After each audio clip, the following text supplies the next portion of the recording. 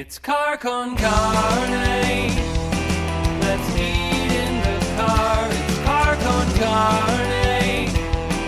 And now here's the star of our show, James Van Alstyne.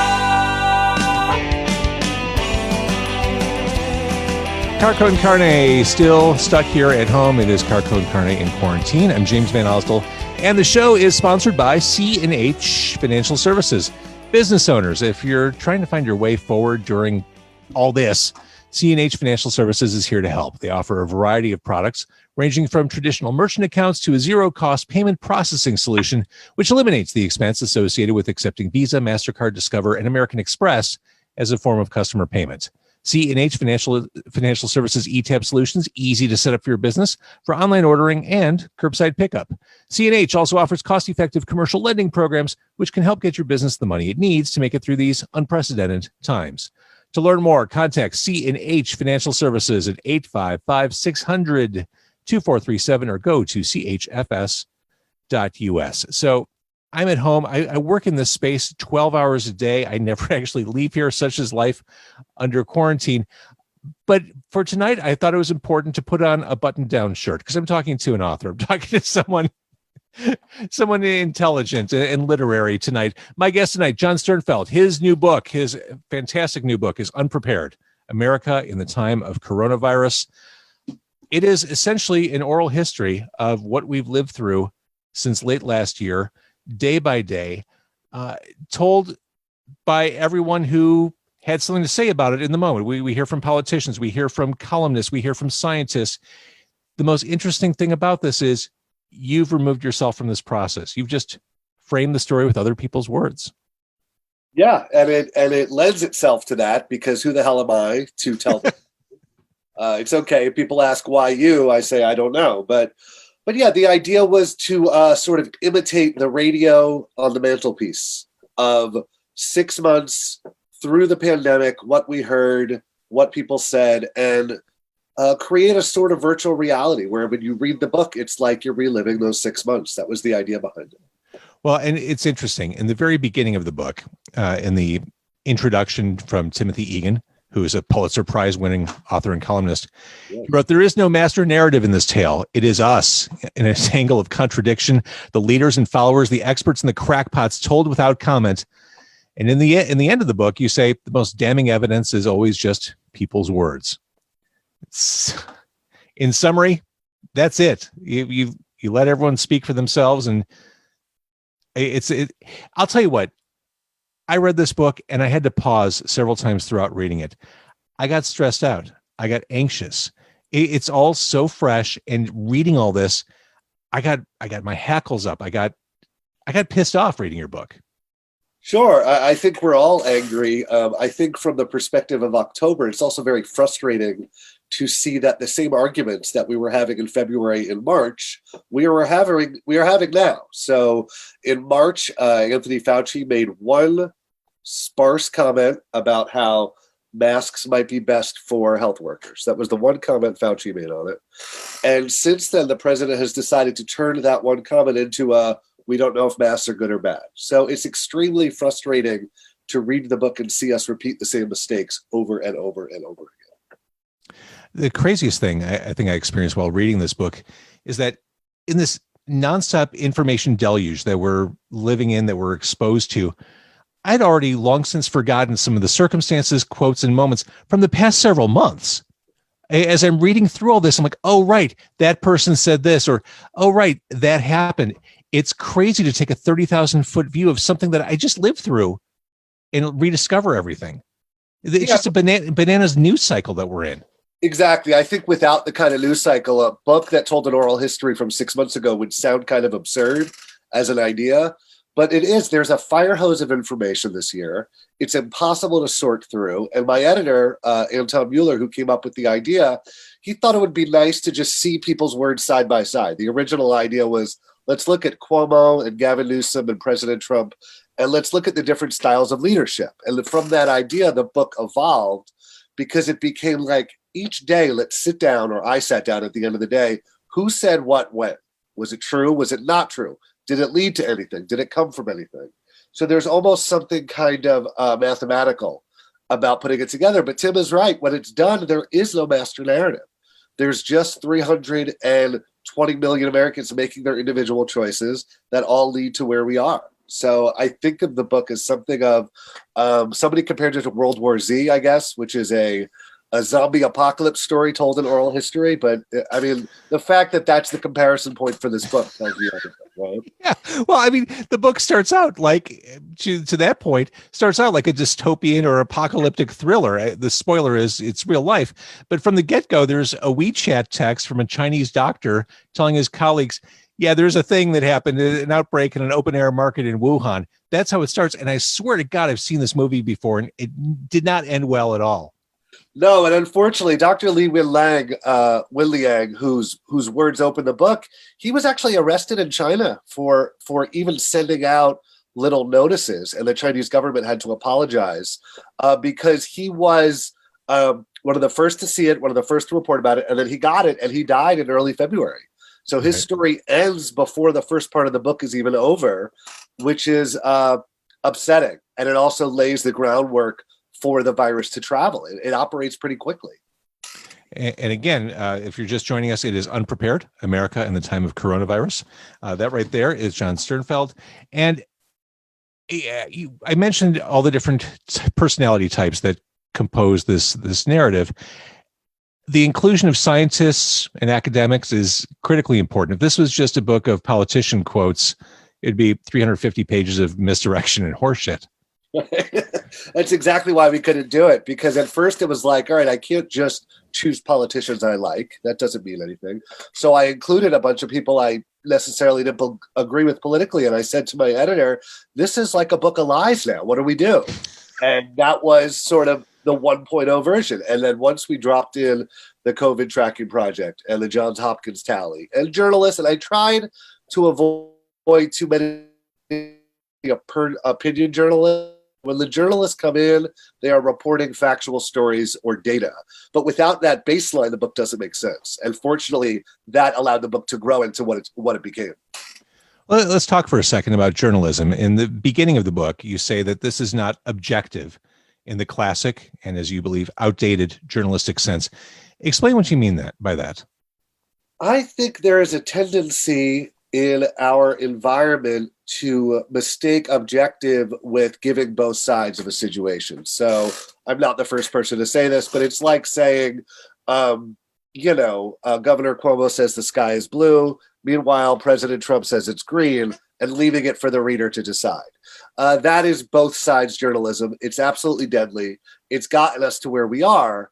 So I didn't want to present every single positive note from everybody. So it's objective in the sense that this is actually what certain governors were pushing forward, like the governor of Georgia, who disastrously decided to open his state early. That was what he did. I didn't try to, attack him from a liberal point of view. I showed what he was. So I tried to present what was obviously the narratives at hand. Dr. Fauci was very open about the facts. Dr. Deborah Birx, I'm sorry to say, just wasn't. And she missed an opportunity when she really had the president's ear to put forth a kind of common sense pro-science view. Now, in August, Dr. Birx spoke out, but it was far too late. So I tried to be honest and objective, but I did pull all the political affiliations from the book. So every governor, senator, congressman, you will not find Democrat or Republican. And I tried to keep that out of it because it was not my intention to present two political sides at all. I like that approach very much. Let's talk about the construction of the book. You said this was your editor's idea. Yes. Were you writing everything in the moment, or were you playing catch up on quotes and comments days later? Or were you glued in front of TV and internet all day long, just kind of piecing this together like a puzzle? It's a great question. So my editor called me, I want to say like early April. So in the beginning, I was going through transcripts from the first few months, but eventually I caught up to myself. So around, let's say, May 10th, I was organizing everything up to that day. And then I would sit down with the day's news, sometimes at midnight, sometimes the next morning, and say, okay, what the hell happened yesterday? And I would go through, various news sites, but also I would glance at every governor and mayor of note and what they said and what stood out. So it got to the point where I was reporting this in real time, and it was actually kind of a clarifying activity. There was something people said, "Oh, didn't you go crazy?" He said, "Yeah, I went a little crazy, but it also allowed me to settle with the news at the end of each day." When I was finishing up the draft, it was Memorial Day weekend when George Floyd was murdered, and then the protest came out. And it seemed pretty obvious with the protest that this was the climax of the book, that this was not a separate story, but the culmination of people frustrated with their government, communities of color angry about being ignored. So it became sort of a natural climax. So that's why the book ends, I think, after the second week of the George Floyd protests. And it ends on very much a note where I'm not an idiot. I knew that COVID would be around when the book came out. So I presented President Trump's very optimistic view on June 5th. That's the last day of the book. And then I interspersed what was actually going on. It was spiking down south. It was spiking in the Midwest. Hospitals were filling up again because it didn't take a rocket scientist to know that the summer was going to be really bad. And so that's where we were. And here we are recording this on October 20th. And yeah, things look rough right now. You break everything down into 5 phases, which on paper, this is a very clear way to look at what we've experienced so far. The first one is the arrival. This really does seem like a series of movies right here. The arrival from the end of December through the end of January. The emergency, end of January through mid-March, when we all were told, yeah, you're going to be working from home for a little bit. The lockdown, March 15th through mid-April. The opening, as you mentioned, Georgia, April 20th, 420, through May 24th. And then what you just mentioned with George Floyd, the reckoning, May 25th through June 5th. It is interesting when you break it all down like that, how very logically this can be segmented, because there were distinct stages. In the moment, you don't even feel it. But looking back, oh yeah, there were very clearly designated periods throughout this pandemic. Sure, and that was brought in after the fact. It came out through a conversation with my editor when we were done, that was there a way to sort of segment it for the reader? Obviously, while it was happening, the most interesting part of the lockdown is, I don't know if you remember, but like the kids came home from school and then they stayed home for a long weekend and then it was a long spring break. It never felt like a lockdown. It was like all of a sudden I looked up and my kids had been home for 4 weeks.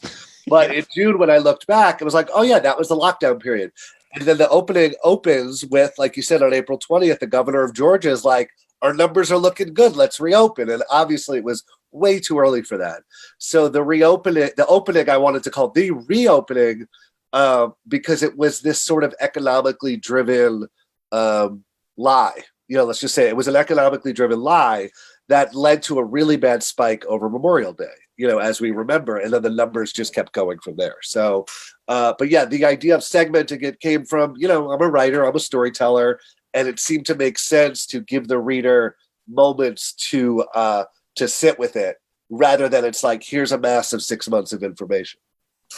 Yeah, as I'm reading this, I'm thinking, oh, this is something I want to make sure I set aside so that my 14-year-old daughter, who went through that period of, okay, it's going to be a couple more weeks. Okay, we're here through May, so that she has everything framed contextually. And as I thought about that, I thought, well, no, I need to reread this again too. Like this is the proverbial first draft of history right here. You did it. Was this when your editor brought it to you? Did you think this is too much for me? This is a weighty thing for me to tackle?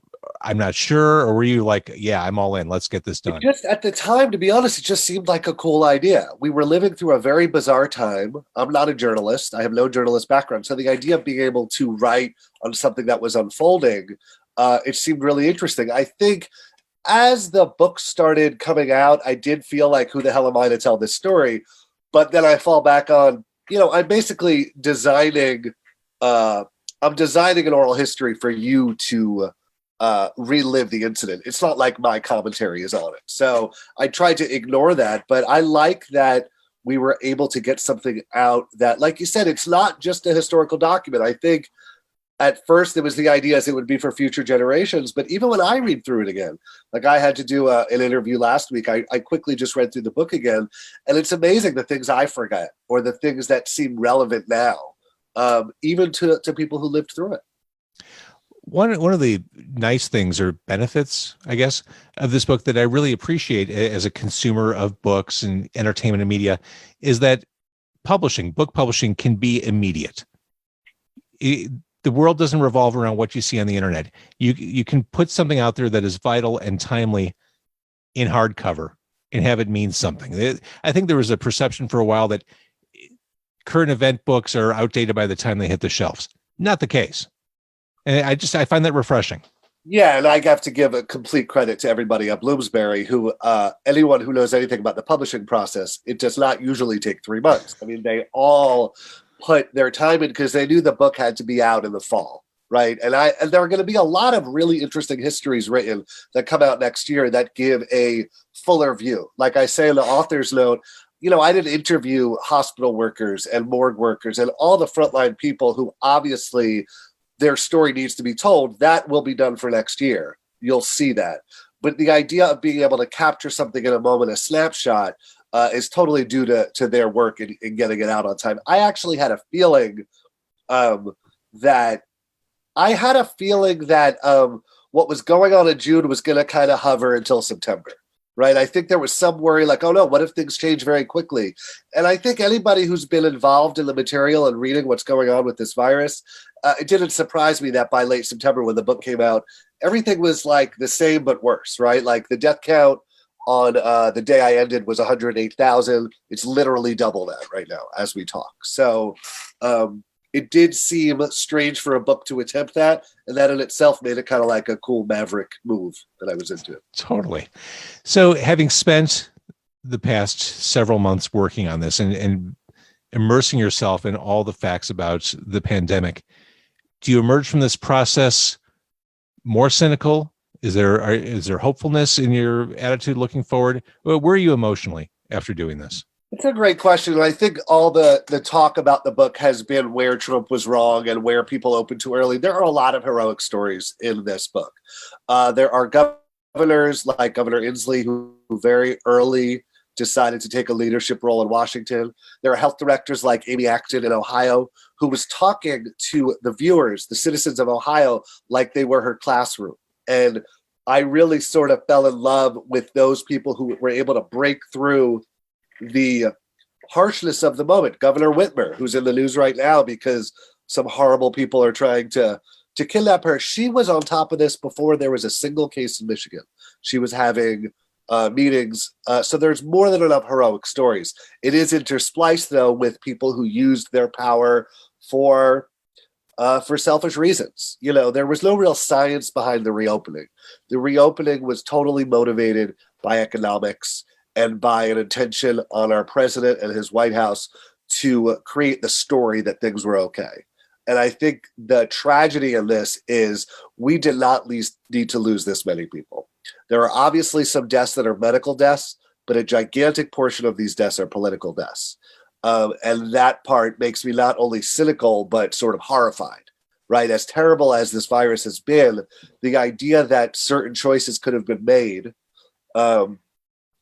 that would have at least just spread the right message, right? Social distance, wear a mask, don't eat indoors.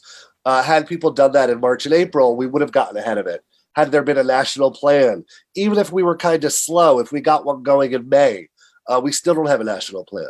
So this, I try to reiterate, was not a natural disaster, right? This was a man-made disaster, made worse each and every day.